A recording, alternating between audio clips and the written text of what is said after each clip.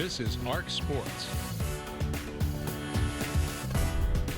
My friends, welcome into ARC PDX Sports. Good people, Tyree Smith, Guillermo Motta alongside with me. I don't know what's going on with the black, but we're here. We're here? I promise we're here. There you go. All right. There we go. Technical difficulties, but no technical difficulty because we have an amazing special guest, right? Tyree, I am so excited. These, special guests. Larrys Mabiala, how are you?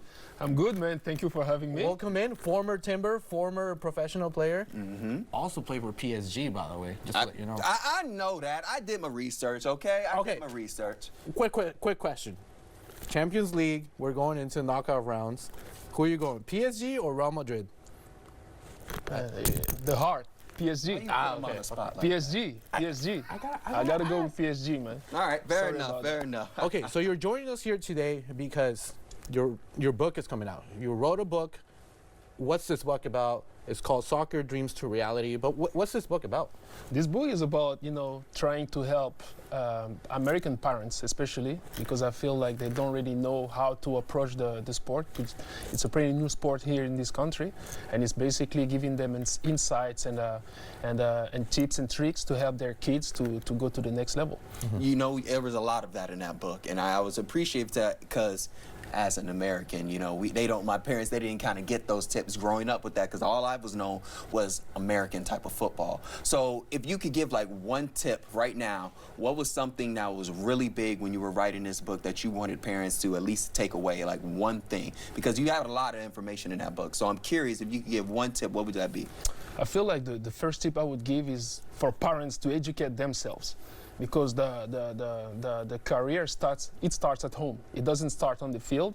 And if you have your parents who are well educated about the sport, they're going to give actually the kids the best chances to succeed. So I feel like the first thing is for the parents to get to know the sport a little bit better and get to know what to do to help their kids.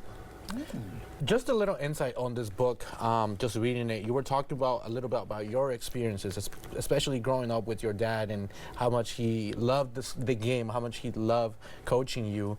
How much can we expect, much can viewers and readers expect to read about your experiences? So it's basically 5 chapters.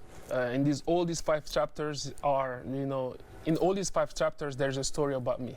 So the first chapter is about the parents. So I talked about my father, what he did for me to help me to get to the next level.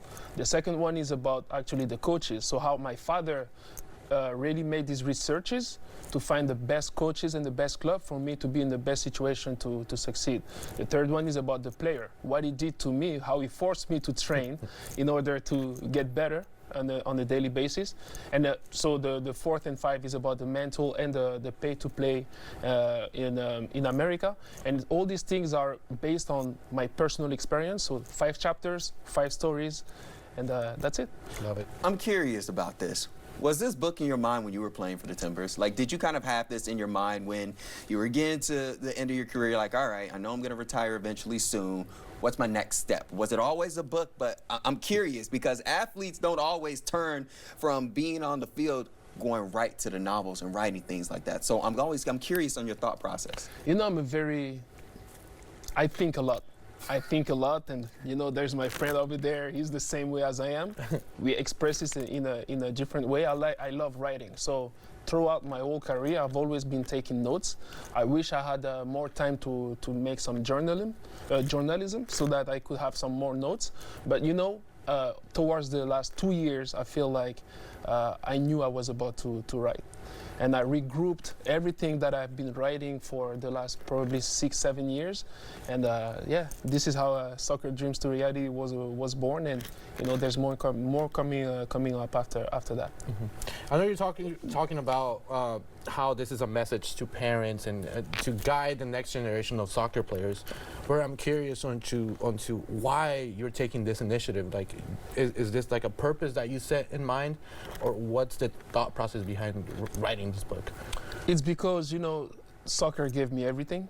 It gave me the chance to get out of an area in France where, you know, I had very little chances to get out. Gave me the chance to travel, gave me the chance to earn money, gave me the chance to take my family out of any needs. And I felt like it was just a purpose for me to try to give back, basically. I know that I'm not the only kid in that situation, and a lot of kids would love to have the same chance as I did, and just want to help them to find a better way. And so this is why I actually wrote this book. Do you encourage other athletes to write books? Because you know it's not easy. I'm sure the process was tough. Do you encourage other athletes to try and share their stories like that? Yes, I do. Yes, I do. Because, you know, as for me personally, it was really as a therapy. It was a really big therapy. I retired. I was in a dark place a little bit, and this actually helped me to not go into like depression mode. And I know a lot of athletes, when they retire, they just get into depression mode, and this was my way out, basically, because I had to go through all my experiences, and I was like, basically, why would I go into depression? Why would I complain? Because I've had the chance to play for 19 years, and it's been amazing. So yeah, I would definitely encourage people or former athletes to write a book.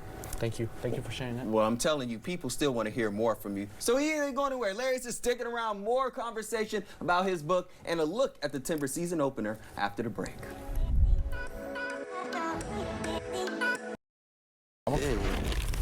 Okay, I was just gonna say I was gonna call you out, and now I'm gonna call you out. Look at these socks. These are anime, bro. Who doesn't like Naruto? You like anime? Yeah, I used to. Used to? Used to. Good enough. Never watched it. Whatever. All right, I'm whatever. a DBZ. Dragon Ball.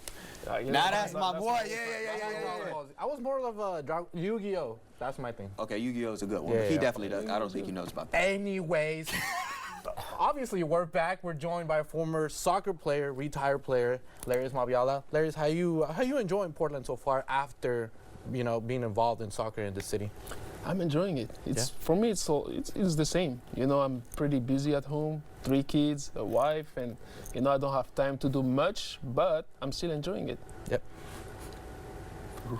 It looks like you got a question. Hold on, wait a minute. You a father and a husband, and you was able to write this, but where's the free time? That's what I'm hearing. I'm just hearing a lot of check marks in your schedule. So where's the free time? The free time is normally between 8:30 and 2, 3, 4, 5 a.m. Oh, that's the free time for me. Okay, you know? okay.